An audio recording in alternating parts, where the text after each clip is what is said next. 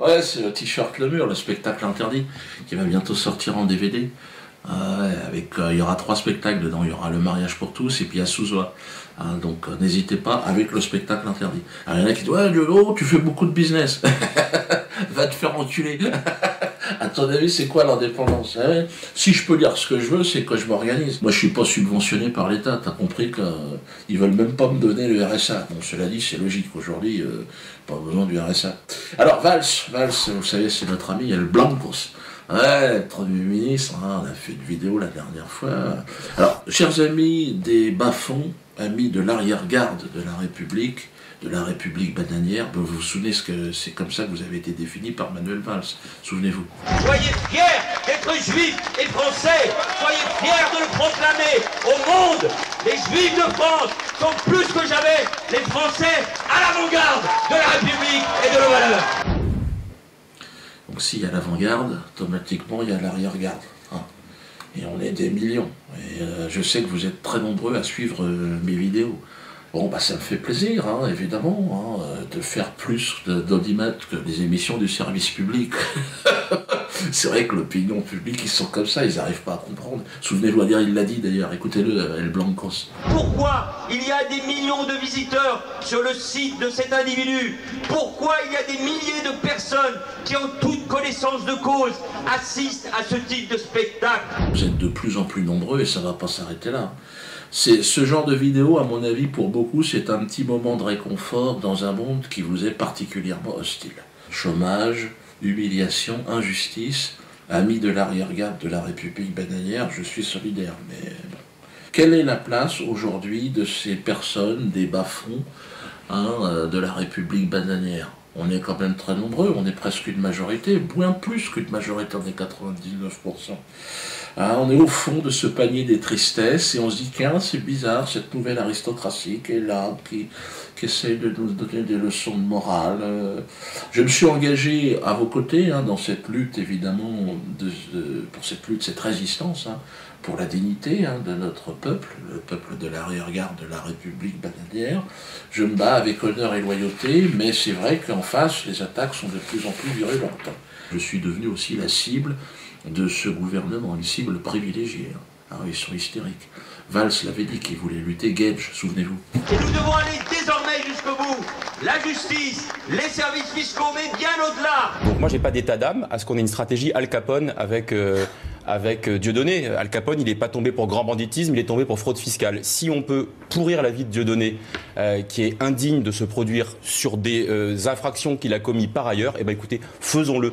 Il faut me pourrir la vie, pourrir l'existence. Non mais c'est bien de se remémorer ce qu'ils ont dit. Récemment, la presse de propagande hein, par la voix du très médiocre journal Le Nouvel Observateur. Je sais que vous ne connaissez même pas, plus personne ne regarde ce torche-cul, subventionné, les mecs qui perdent du fric, et donc ils ne sont pas viables. Dans la jungle, normalement, c'est le genre de bestiaux qui crèvent, quoi, qui se fait bouffer par les autres. Mais là, bon, tu sais, il est là, il traîne la patte, il est là... C'est dégueulasse même à regarder, quoi. Ils ont été très très explicites à mon endroit. Ils ont dit plus vite on en finira avec Dieudonné, plus vite on en finira avec la contamination des esprits. Il ne serait ni utile, ni juste, ni cohérent après l'avoir combattu en janvier, comme il se devait, évidemment, il fallait le faire, de renoncer 3 mois plus tard à poursuivre la lutte. Donc c'est un véritable combat, avec tout l'appareil d'État au service de cette guerre qui m'est déclarée. J'aimerais que vous le sachiez quand même. Hein. Ça a commencé d'ailleurs, et c'est pas moi qui ai dit le mot combat, c'est Manuel Valls. C'était à l'université d'été du Parti Socialiste, écoutez-le. Et ce combat, il va continuer. Quand un journaliste, Frédéric Aziza, se voit insulté, calomnié, sali sur Internet par celui, M. Soral notamment, qui a inspiré l'extrême droite, qui trouve de bien curieuses liaisons avec d'autres, je pense à Dieudonné. Cela veut bien dire que le combat n'est pas terminé et que nous allons le poursuivre parce qu'il en va de la République, de la liberté de la presse et de la démocratie. Donc voilà, c'est un combat qui est mené contre moi, avec tout l'appareil d'État au service de cette guerre déclarée. Bon, le Parti Socialiste a quasiment disparu, mais Manuel Valls est Premier ministre. Donc là c'est chaud. Dernière attaque en date, la société qui produit mes spectacles a reçu 20 lettres accusées de réception d'un organisme qui se nomme Centre National de la Chanson et des Variétés et du Jazz. Alors j'ai dit tiens super, ils nous envoient un DVD, un CD parce que j'aime le jazz. Ah, j'adore ça, bon, c'est mon truc, quoi. Et je comprenais pas. Alors j'ai pris un des feuillets, hein, au hasard, et enfin ils sont tous comme ça. Hein. Et en fait, non, c'est titre des recettes. Donc ils m'envoient des trucs. Alors j'ai dit merde, qu'est-ce que c'est que ce truc? Parce qu'ils me considèrent maintenant comme faisant partie de la variété, de la chanson et du jazz. Alors c'est bizarre. Parce que là, je comprends pas très bien. Donc là, ils disent que j'ai joué à l'Acropolis à Nice, et j'ai jamais joué là-bas, et ils disent, vous avez fait tant de recettes, et vous devez tant. Mais j'y étais pas. Ah, c'est pas grave. Ah merde. Ah, ouais. C'est un faux. Alors cet organisme, si vous voulez, qui est sous tutelle donc du ministère de la Culture, hein, est chargé de prélever des taxes auprès de gens qui sont considérés comme des artistes. De variété, de jazz et aussi de sketch. Bon, moi c'est compliqué parce que c'est pas vraiment des sketchs, il y a un fil conducteur. Donc nous on n'a jamais su comment se positionner par rapport à ça. Mais aujourd'hui ils voudraient me réintégrer dans la grande famille des artistes. C'est gentil. C'est gentil, Philippe Petit. Mais c'est bizarre parce que Philippe Petit, donc l'actuel ministre de la Culture, ne me considère pas comme un artiste. Regardez ce qu'elle raconte. Pour ma part, je considère que Dieudonné n'est plus aujourd'hui un artiste ni même un humoriste. Il a franchi toutes les limites. Il se comporte comme un militant politique, un militant d'extrême droite, un militant négationniste. Ah, je comprends pas. Hein. Qu'est-ce qui se passe, Aurélie? Alors finalement, je suis un artiste. Quelque part, moi, ça m'intéresse de rentrer dans une case, hein, si c'est possible. Mais il faut que j'ai un courrier signé d'Aurélie Philippe Petit. Je suis un artiste ou pas de jazz?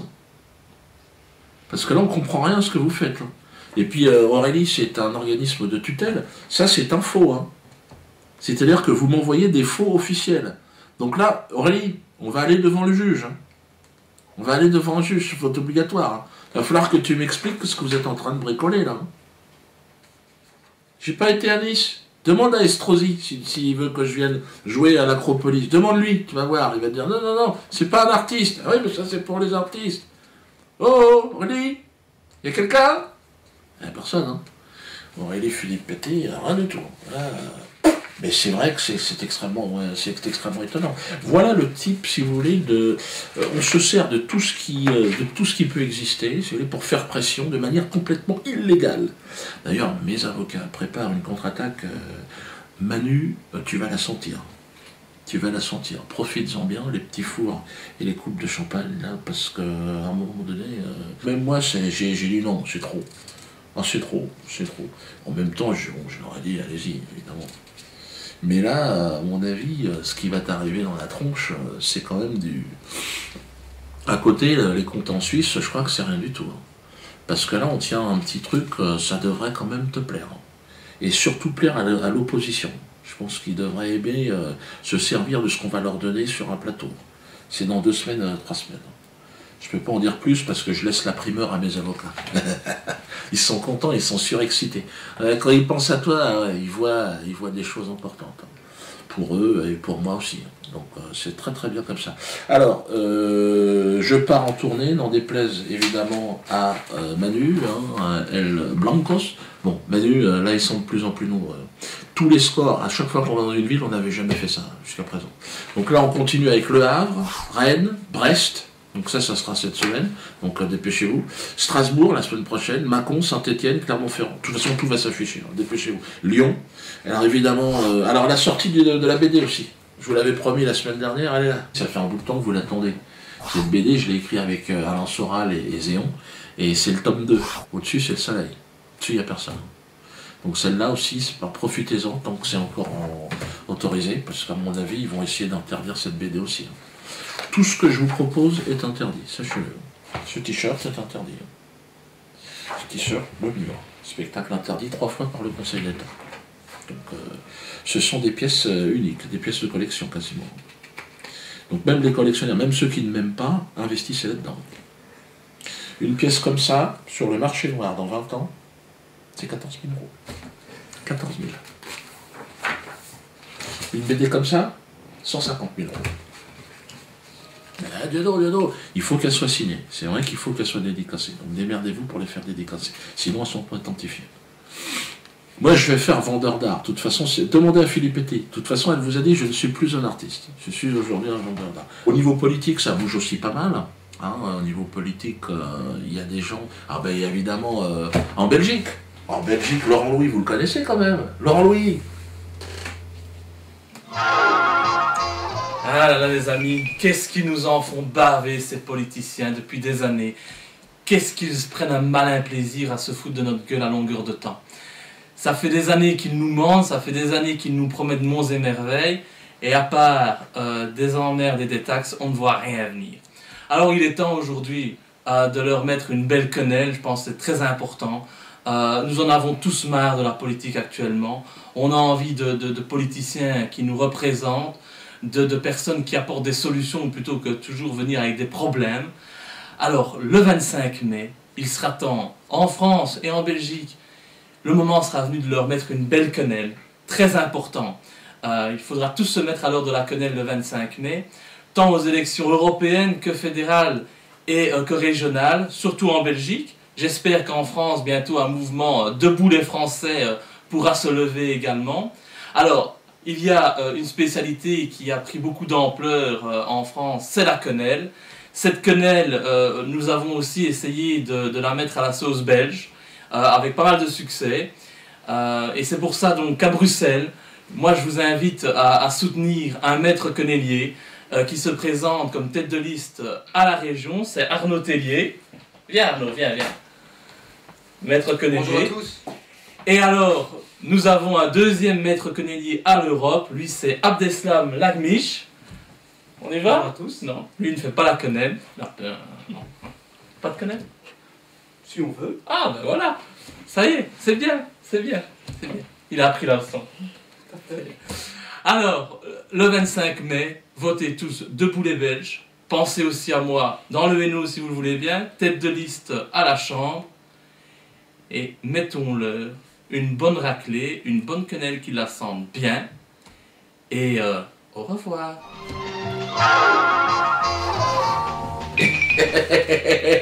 Sacré Laurent.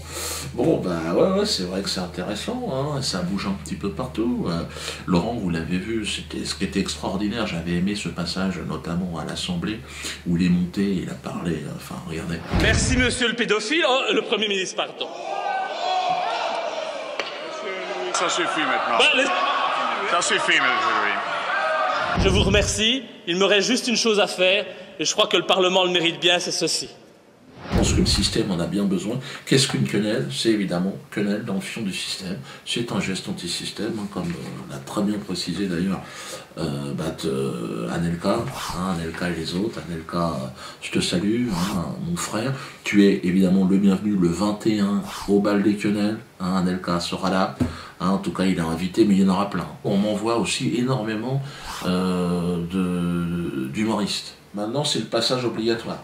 Crache à la gueule de Diodo, tu seras invité sur France 2, sur TF1, sur toutes les merdes de télé, toutes les émissions de merde, putain. Les jeunes humoristes, ne faites pas d'émissions de télé, jouez sur scène dans des petits théâtres devant 2, 3, 20 personnes, mais ne cherchez pas à faire ça, regardez.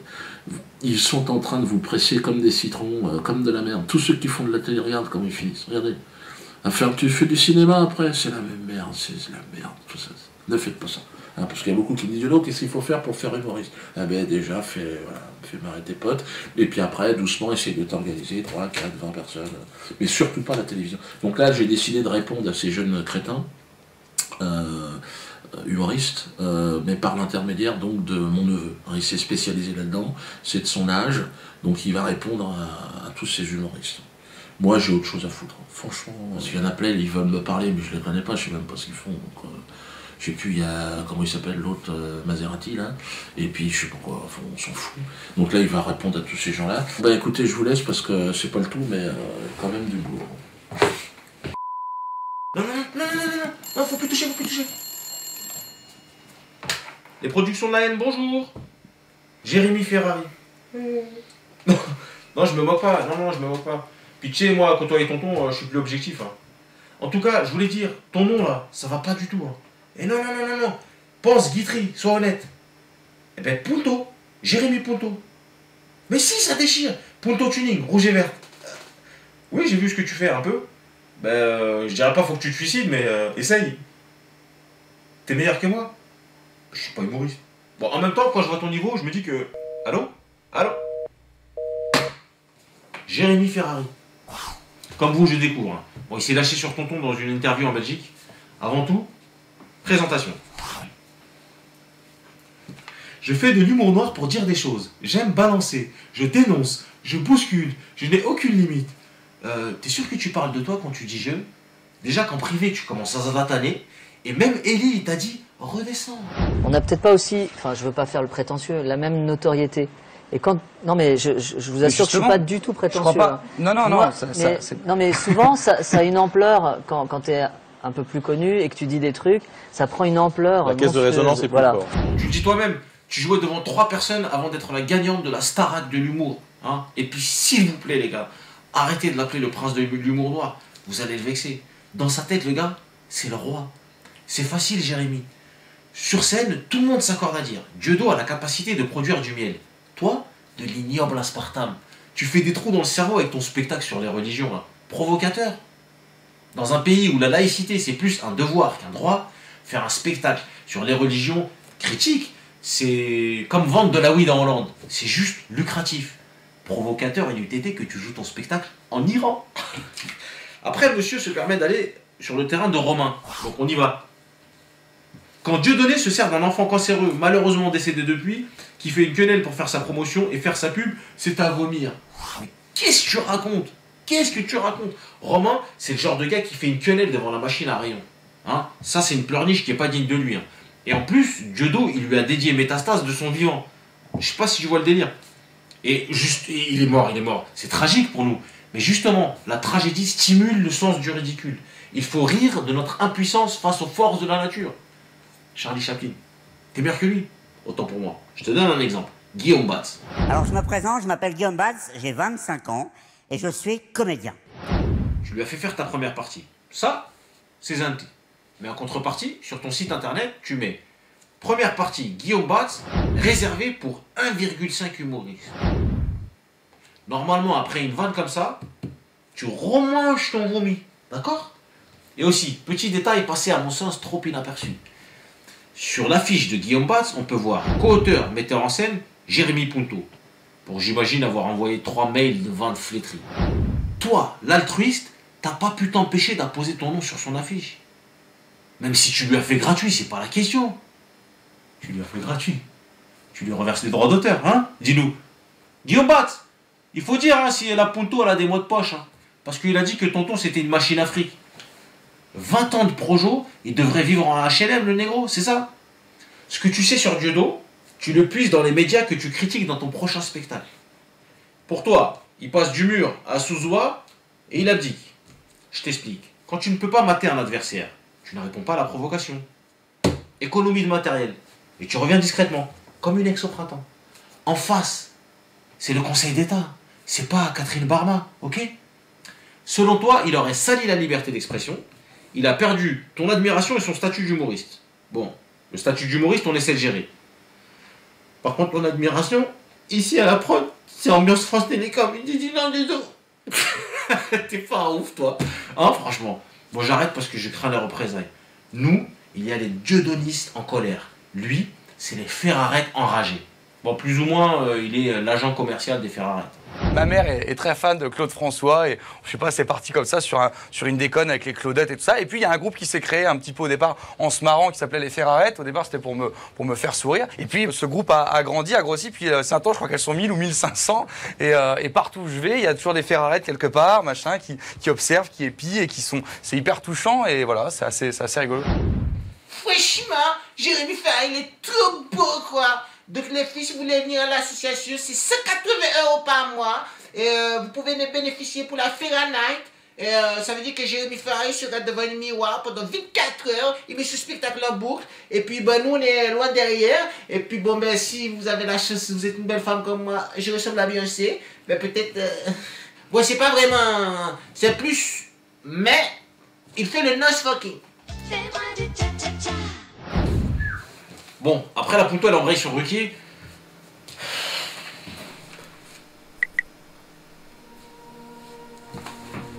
Laurent a été sensationnel avec moi.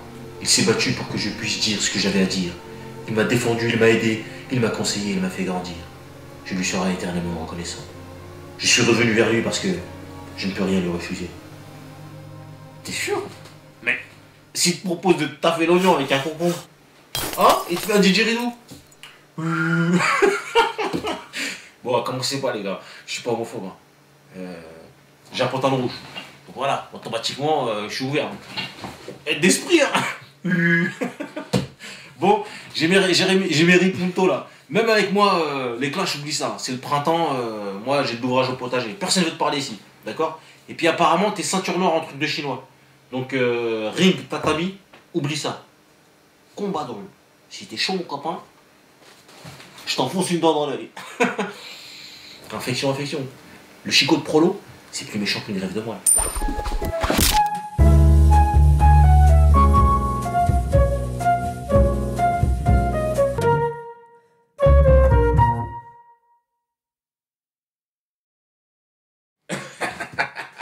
Ouais, c'est le t-shirt Le Mur, le spectacle interdit, qui va bientôt sortir en DVD. Il y aura 3 spectacles dedans, il y aura Le Mariage pour tous et puis il y a Souzoa. Donc n'hésitez pas avec le spectacle interdit. Alors il y en a qui disent ouais Diego, tu fais beaucoup de business. Va te faire enculer. À ton avis, c'est quoi l'indépendance? Si je peux dire ce que je veux, c'est que je m'organise. Moi, je suis pas subventionné par l'État. T'as compris qu'ils veulent même pas me donner le RSA. Bon, cela dit, c'est logique. Aujourd'hui, pas besoin du RSA. Alors, Valls, vous savez, c'est notre ami El Blancos. Ouais, le Premier ministre, on a fait une vidéo la dernière fois. Alors, chers amis des bas-fonds, amis de l'arrière-garde de la République bananière, vous vous souvenez que c'est comme ça que vous avez été défini par Manuel Valls, souvenez-vous. Soyez fiers d'être juifs et français, soyez fiers de le proclamer au monde. Les juifs de France sont plus que jamais les Français à l'avant-garde de la République et de nos valeurs. Donc s'il y a l'avant-garde, automatiquement il y a l'arrière-garde. Et on est des millions. Et je sais que vous êtes très nombreux à suivre mes vidéos. Bon, bah ça me fait plaisir, évidemment, de faire plus d'audimat que les émissions du service public. C'est vrai que l'opinion publique, ils sont comme ça, ils n'arrivent pas à comprendre. Souvenez-vous, il l'a dit d'ailleurs, écoutez-le, El Blancos. Pourquoi il y a des millions de visiteurs sur le site de cet individu? Pourquoi il y a des milliers de personnes qui, en toute connaissance de cause, assistent à ce type de spectacle? Vous êtes de plus en plus nombreux et ça ne va pas s'arrêter là. Ce genre de vidéo, à mon avis, pour beaucoup, c'est un petit moment de réconfort dans un monde qui vous est particulièrement hostile. Chômage, humiliation, injustice, amis de l'arrière-garde de la République bananière, je suis solidaire. Mais bon. Quelle est la place aujourd'hui de ces personnes, des bas-fonds de la République bananière? On est quand même très nombreux, on est presque une majorité, bien plus qu'une majorité, on est 99%. On est au fond de ce panier des tristesses et on se dit tiens, c'est bizarre, cette nouvelle aristocratie qui est là, qui essaye de nous donner des leçons de morale. Je me suis engagé à vos côtés dans cette lutte, évidemment, pour cette lutte, cette résistance, pour la dignité de notre peuple, le peuple de l'arrière-garde de la République bananière. Je me bats avec honneur et loyauté, mais c'est vrai qu'en face, les attaques sont de plus en plus virulentes. Je suis devenu aussi la cible de ce gouvernement, une cible privilégiée. Ils sont hystériques. Valls l'avait dit qu'il voulait lutter, Gage, souvenez-vous. Et nous devons aller désormais jusqu'au bout. La justice, les services fiscaux, mais bien au-delà. Donc moi, j'ai pas d'état d'âme à ce qu'on ait une stratégie Al Capone avec Dieudonné. Al Capone, il n'est pas tombé pour grand banditisme, il est tombé pour fraude fiscale. Si on peut pourrir la vie de Dieudonné, qui est indigne de se produire sur des infractions qu'il a commis par ailleurs, eh ben écoutez, faisons-le. Il faut me pourrir la vie, pourrir l'existence. Non mais c'est bien de se remémorer ce qu'ils ont dit. Récemment, la presse de propagande par la voix du très médiocre journal Le Nouvel Observateur, je sais que vous ne connaissez même pas, plus personne ne regarde ce torche-cul, subventionné, mais qui perdent du fric, et donc ils ne sont pas viables. Dans la jungle, normalement, c'est le genre de bestiaux qui crèvent, quoi, qui se fait bouffer par les autres. Mais là, bon, tu sais, il est là, il traîne la patte, il est là... C'est dégueulasse même à regarder, quoi. Ils ont été très très explicites à mon endroit. Ils ont dit plus vite on en finira avec Dieudonné, plus vite on en finira avec la contamination des esprits. il ne serait ni utile, ni juste, ni cohérent, après l'avoir combattu en janvier, comme il se devait, évidemment, il fallait le faire, de renoncer 3 mois plus tard à poursuivre la lutte. Donc c'est un véritable combat, avec tout l'appareil d'État au service de cette guerre qui m'est déclarée. J'aimerais que vous le sachiez quand même. Ça a commencé d'ailleurs, et c'est pas moi qui ai dit le mot combat, c'est Manuel Valls, c'était à l'université d'été du Parti Socialiste, écoutez-le. Et ce combat, il va continuer quand un journaliste, Frédéric Aziza, se voit insulté, calomnié, sali sur Internet par celui, M. Soral notamment, qui a inspiré l'extrême droite, qui trouve de bien curieuses liaisons avec d'autres. Je pense à Dieudonné. Cela veut bien dire que le combat n'est pas terminé et que nous allons le poursuivre parce qu'il en va de la République, de la liberté de la presse et de la démocratie. Donc voilà, c'est un combat qui est mené contre moi, avec tout l'appareil d'État au service de cette guerre déclarée. Bon, le Parti Socialiste a quasiment disparu, mais Manuel Valls est Premier ministre. Donc là c'est chaud. Dernière attaque en date, la société qui produit mes spectacles a reçu 20 lettres accusées de réception d'un organisme qui se nomme Centre National de la Chanson et des Variétés et du Jazz. Alors j'ai dit tiens super, ils nous envoient un DVD, un CD parce que j'aime le jazz. Ah, j'adore ça, bon, c'est mon truc, quoi. Et je comprenais pas. Alors j'ai pris un des feuillets, au hasard, et enfin ils sont tous comme ça. Et en fait, non, c'est titre des recettes. Donc ils m'envoient des trucs.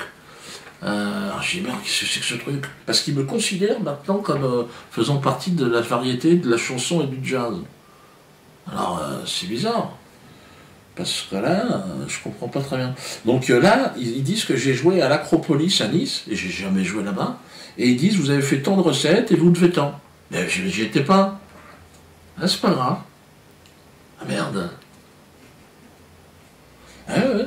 C'est un faux. Alors cet organisme, si vous voulez, qui est sous tutelle donc du ministère de la Culture, est chargé de prélever des taxes auprès de gens qui sont considérés comme des artistes de variété, de jazz et aussi de sketch. Bon, moi c'est compliqué parce que c'est pas vraiment des sketchs, il y a un fil conducteur. Donc nous on n'a jamais su comment se positionner par rapport à ça. Mais aujourd'hui ils voudraient me réintégrer dans la grande famille des artistes. C'est gentil. C'est gentil, Philippe Petty. Mais c'est bizarre parce que Philippe Petty, donc l'actuel ministre de la Culture, ne me considère pas comme un artiste. Regardez ce qu'elle raconte. Pour ma part, je considère que Dieudonné n'est plus aujourd'hui un artiste ni même un humoriste. Il a franchi toutes les limites. Il se comporte comme un militant politique, un militant d'extrême droite, un militant négationniste. Ah, je comprends pas. Qu'est-ce qui se passe, Aurélie? Alors finalement, je suis un artiste. Quelque part, moi, ça m'intéresse de rentrer dans une case, si c'est possible. Mais il faut que j'aie un courrier signé d'Aurélie Philippe Petty. Je suis un artiste ou pas de jazz? Parce que là, on ne comprend rien à ce que vous faites. Et puis, Aurélie, c'est un organisme de tutelle. Ça, c'est un faux. C'est-à-dire que vous m'envoyez des faux officiels. Donc là, Aurélie, on va aller devant le juge.